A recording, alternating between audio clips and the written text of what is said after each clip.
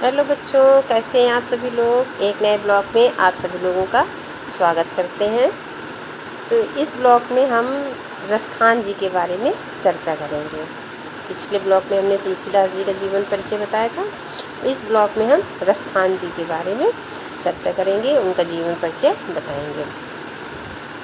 रसखान सच्चे अर्थों में भाव और रस की खान थे, इसीलिए उनको क्या कहते हैं, रसखान।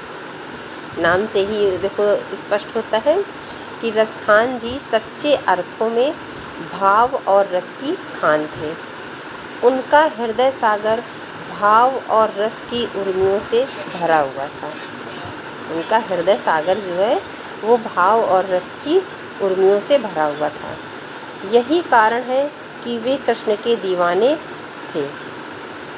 यही कारण है कि वे कृष्ण के दीवाने थे।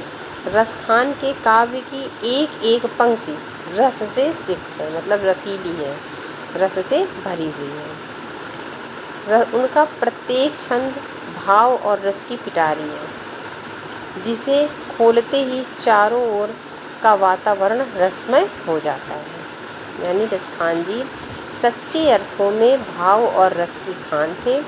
उनका हृदय सागर भाव और रस की उर्मियों से आप्लावित था।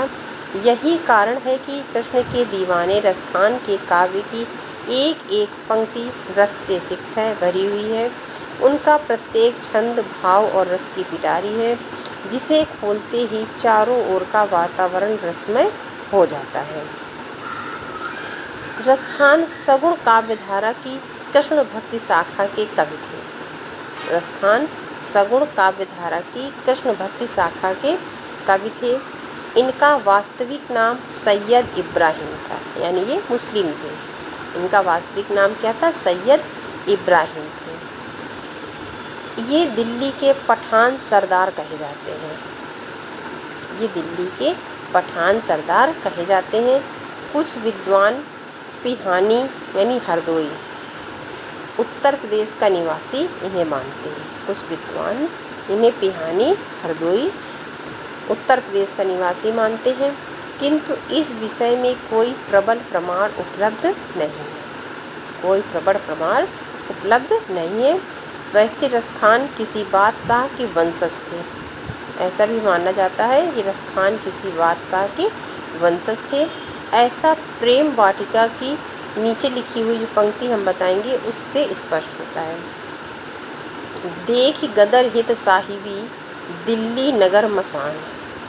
देखी गदर हित साहिबी दिल्ली नगर मसान। छिनहि बादशाह वंश की ठसक छोरी रसखान।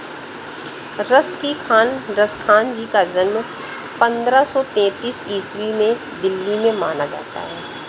रसखान जी का जन्म जो है वो 1533 ईस्वी में दिल्ली में माना जाता है। तो कुछ विद्वान इनका जन्म पिहानी हरदोई मानते हैं। इनका मूल नाम सैयद इब्राहिम था।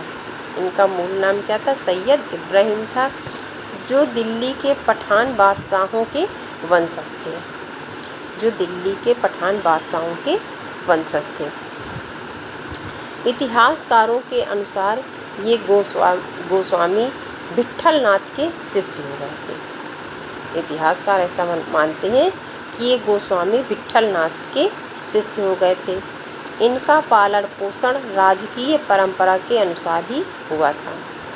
इनका पालन पोषण जो है वो राजकीय परंपरा के अनुसार हुआ था। मुगल पठान संघर्ष के कारण वे दिल्ली छोड़कर मथुरा आ गए थे। उस समय संघर्ष हुआ था मुगल पठान में, तो ये दिल्ली छोड़ करके मथुरा आ गए थे। कृष्ण भक्ति से ओतप्रोत सरस और मार्मिक रचनाएं करते रहे।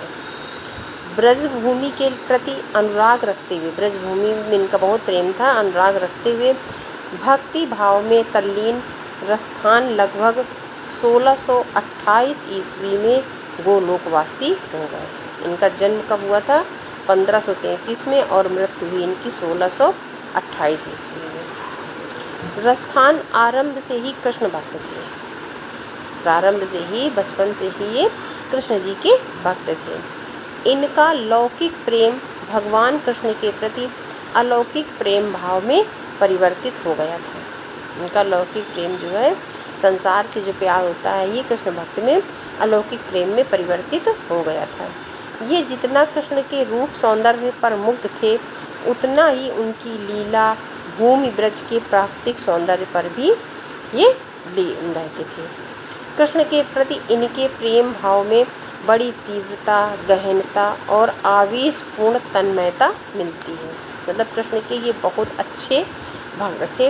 इसी कारण इनकी रचनाएं हृदय पर मार्मिक प्रभाव डालती हैं। इनकी जो रचनाएं हैं वो हृदय पर मार्मिक प्रभाव डालती हैं। अपनी भाव प्रबलता तथा सरलता के कारण इनकी रचनाएं बहुत लोकप्रिय हो गई थी। इनकी रचनाएं जो है अपनी भाव प्रबलता और सरलता के कारण बहुत अधिक लोकप्रिय हो गई थी। अब इनकी रसखान जी की मुख्य रचनाएं कौन कौन सी हैं? इनकी रसखान जी की 4 मुख्य रचनाएं पुस्तकें प्रसिद्ध हैं। सुजान रसखान, प्रेम वाटिका, बाल लीला, अष्टयाम। इनकी 4 मुख्य पुस्तकें हैं। कौन कौन सी? सुजान रसखान, प्रेम वाटिका, बाल लीला, अष्टयाम। सुजान रसखान की रचना कवित्त और सवैया छंदों में हुई तथा प्रेम वाटिका की दोहा छंद में हुई है। सुजान रसखान की जो रचना है वो कवित्त और सवैया छंदों में हुई है तथा प्रेम वाटिका की दोहा छंद में। सुजान रसखान भक्ति और प्रेम विषयक मुक्तक काव्य है। इसमें 139 भावपूर्ण छंद हैं। प्रेम वाटिका में 25 दोहों में प्रेम के स्वरूप का काव्यात्मक वर्णन है। प्रेम वाटिका रसखान की अंतिम कृति है। अन्य कृष्ण भक्त कवियों की भांति इन्होंने परंपरागत पद शैली का अनुसरण नहीं किया। इनकी मुक्तक छंद शैली की परंपरा रीतिकाल तक चलती रही। अब भाषा शैली, रसखान ने मधुर ब्रज भाषा में काव्य रचना की है। इनकी भाषा शैली कैसी थी? इन्होंने जो है ब्रज भाषा में काव्य रचना की। इनकी मधुर भाषा मधुर और सरस है। रसखान जी की भाषा कैसी है? मधुर और सरस है, जिसमें स्वाभाविक प्रवाह व आकर्षण विद्यमान है। अलंकारों का संयोजन भाषा के सौंदर्य को बढ़ा देता है। रसखान जी का भाव पक्ष एवं कला पक्ष सबल, सरस व गांभीर्य युक्त है। रसखान की शैली अत्यंत सरल एवं प्रभावोत्पादक है। इनकी जो रसखान की शैली है वो अत्यंत सरल और प्रभावोत्पादक है, जिसमें पारंपरिक गीत पद्धति का प्रवचन है। रसखान ने कवित्त, सवैया और दोहा छंद का शैली का प्रयोग किया है। इनके द्वारा कवित्त व सवैया शैली को पुनर्जीवित किया गया था। अब साहित्य में स्थान इनका क्या था? रसखान साहित्य के अद्वितीय काव्य कुसुम है। साहित्य की अनुपम निधि को आपके द्वारा भक्ति और प्रेम की पवित्र सरिता से सिंचित किया गया है। आपके काव्यानंद से पाठक अलौकिक अनुभूतियों से भर उठता है। अस्तु रसखान जी का जो अवदान है वो अविस्मरणीय है। यानी रसखान जी कृष्ण जी के भक्त थे और इनकी जो रचनाएं वो कृष्ण की पर ही आधारित हैं। एक बार इनका वो देख लेते हैं, समरी जिसको कहते हैं। जन्म इनका 1533 ईस्वी में हुआ था। जन्म स्थान दिल्ली में मानते हैं कुछ विद्वान, और कुछ विद्वान पिहानी हरदोई उत्तर प्रदेश में मानते हैं। इनके गुरु थे गोसाई विट्ठलनाथ। रस इन्होंने सारी जो रचनाएं की हैं वो भक्ति रस और श्रृंगार रस में की हैं। इनका वास्तविक नाम था सैयद इब्राहिम। प्रमुख रचनाएं हैं सुजान रसखान, प्रेम वाटिका, बाल लीला, अष्टयाम। इन्होंने ब्रज भाषा में रचनाएं की हैं। शैली जो है इनकी वो मुक्तक शैली सरल और परिमार्जित है। निधन इनका हुआ था 1628 ईस्वी में। और साहित्यिक उपलब्धि है कृष्ण भक्त कवियों में महत्वपूर्ण स्थान। ये इनका मेन परिचय हो गया। तो इस ब्लॉग में इतना ही। मिलते हैं अगले ब्लॉग में एक नई जानकारी के साथ। तब तक के लिए बाय बाय।